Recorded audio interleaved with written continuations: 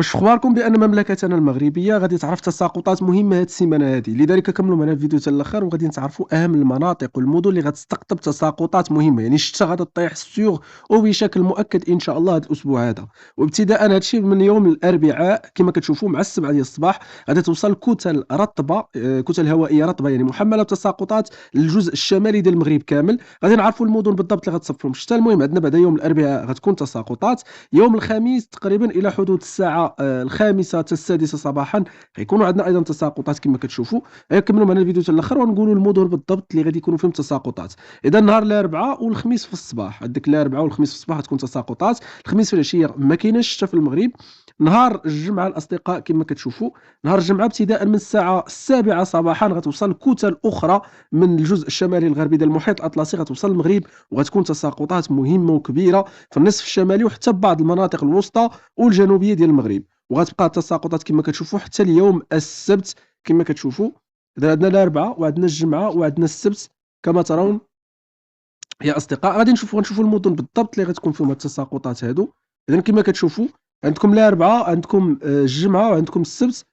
يعني كاينه تساقطات مهمه في المغرب، مناطق متفرقه كما كتشوفوا هي اللي كتبان باللون الازرق كتحرك هذه كتل هوائيه محمله بالرطوبه وبالتساقطات كما كتشوفوا. يعني يوم الاحد كاينه تساقطات. دابا نرجعوا ليوم الاربعاء باش نشوفوا المدن بالضبط اللي غتكون فيها التساقطات في المغرب.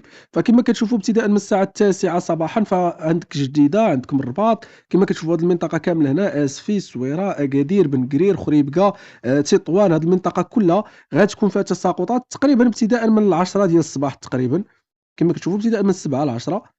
يعني هذه المنطقه كامله كما كتشوفوها هي غيكونوا فيها تساقطات مهمه يوم الاربعاء.